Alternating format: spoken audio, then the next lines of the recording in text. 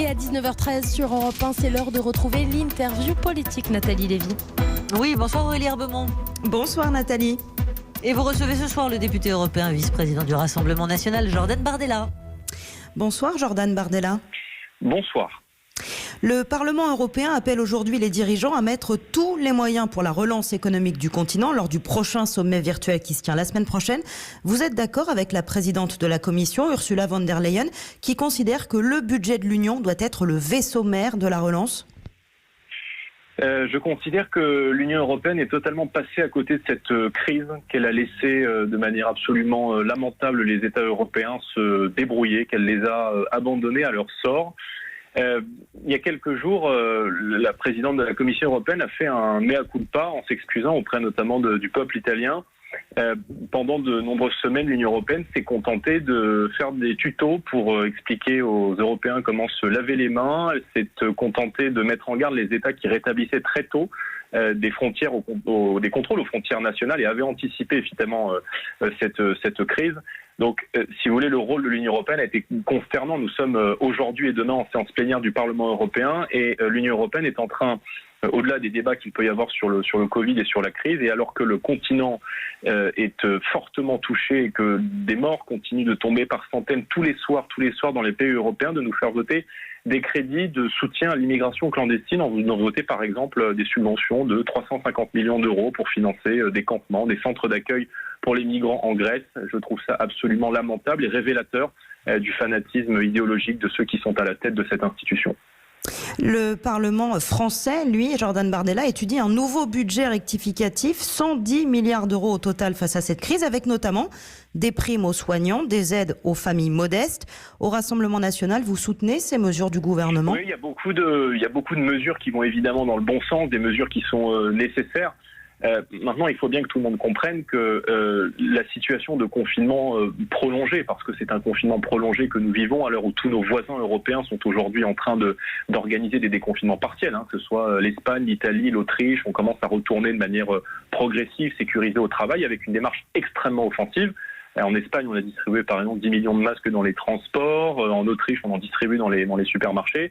Or, on doit nous poursuivre ce confinement, poursuivre donc l'arrêt de l'économie d'un certain nombre de professions parce qu'il n'y a ni masque, parce qu'il n'y a pas de test et qu'encore une fois, on n'a pas pris très tôt la mesure de cette épidémie, on l'a minimisée et on paye aujourd'hui, je dirais, l'insouciance et le fait que cette épidémie a été minimisée par les gens qui sont au pouvoir. Donc évidemment que ces mesures vont dans le bon sens, mais je dirais que il ne faut pas que... Et les chefs d'entreprise, ils n'attendent pas de voir leurs charges décalées, ils attendent aujourd'hui d'être exonérés. Nous soutiendrons évidemment toutes les mesures économiques qui vont dans le bon sens, mais n'oublions pas que ce confinement prolongé, il est d'abord et avant tout la conséquence des pénuries de stocks et de masques qu'a laissé évidemment se mettre en place le gouvernement. Alors, le plan de déconfinement est en train d'être travaillé par le gouvernement. Pour vous, c'est quoi l'impératif pour réussir le 11 mai ? Il faut d'ores et déjà qu'on commence par tester tous ceux qui travaillent. Le chef de l'État a commis un mensonge dans son intervention. Il a dit que avaient pu être testés ces dernières semaines tous les Français qui se sont présentés dans les hôpitaux. C'est évidemment faux, puisque beaucoup qui ont eu des symptômes ont été évidemment invités à rester chez eux.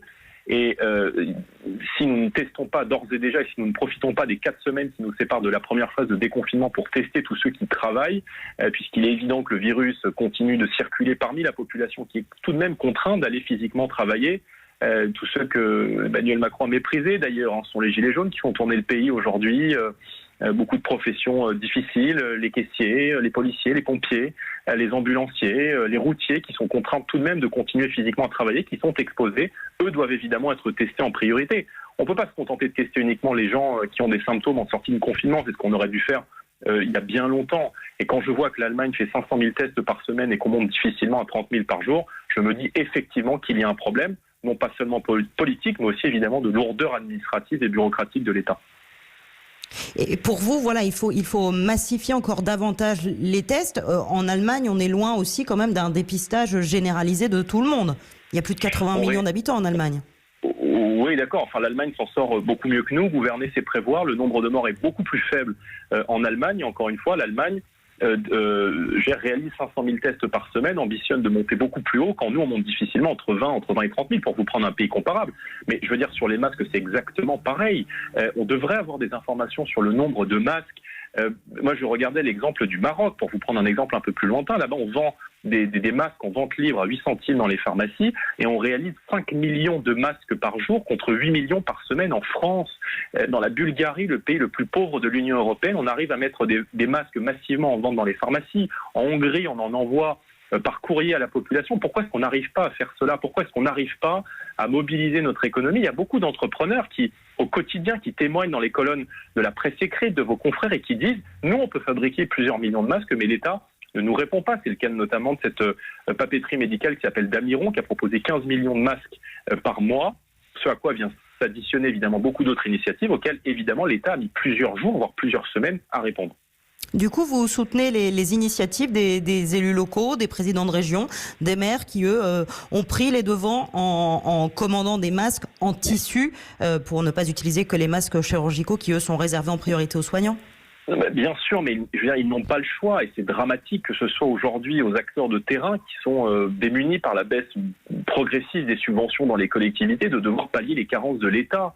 Enfin, je veux dire, on est là devant l'État qui a la plus lourde fiscalité au monde. La France est le champion de l'impomania au monde. On est dans la 6e puissance mondiale qui n'arrive même pas à fournir des masques. On parle même plus uniquement des Français du quotidien qui sortiraient pour aller faire des courses. On parle de ceux qui sont en première ligne. On parle de nos soignants dans les EHPAD.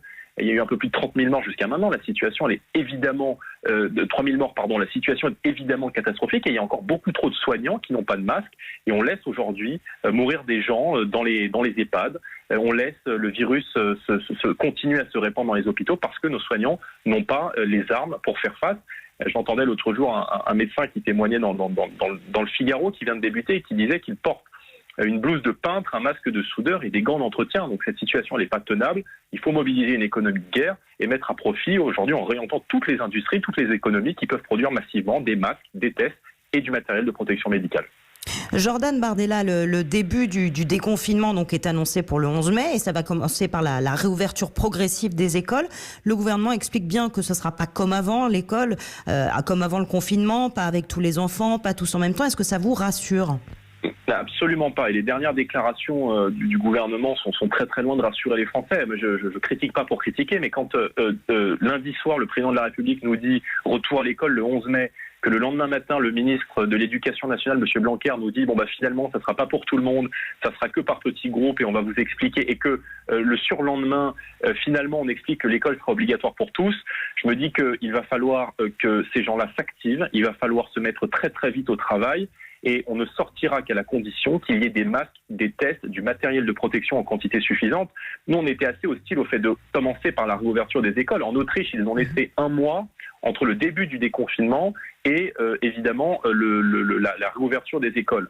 Le problème en ne testant que ceux qui ont des symptômes, c'est qu'on sait que ce virus, à 50%, les gens qui sont infectés sont asymptomatiques. On sait que beaucoup d'enfants, notamment eux, sont asymptomatiques et ils peuvent, si on commence par rouvrir les écoles, on peut prendre le risque de voir le virus continuer à circuler entre les enfants, le personnel éducatif, les enfants, les parents, les enfants, les grands-parents.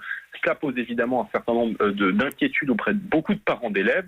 Et nous, on aurait effectivement préconisé de rouvrir les écoles en dernière instance. L'Italie a annoncé, qu'à peu près dans le même cas que nous, que les écoles ne rouvriraient pas avant septembre. Alors on sait que c'est difficile, on sait qu'il y a une fracture numérique à laquelle beaucoup de Français sont confrontés, mais encore une fois, la sécurité sanitaire du pays doit s'imposer parce que le pire qui pourrait être devant nous, c'est évidemment une seconde vague, quelques semaines après que ce déconfinement ait été entamé, si encore une fois il est mal organisé.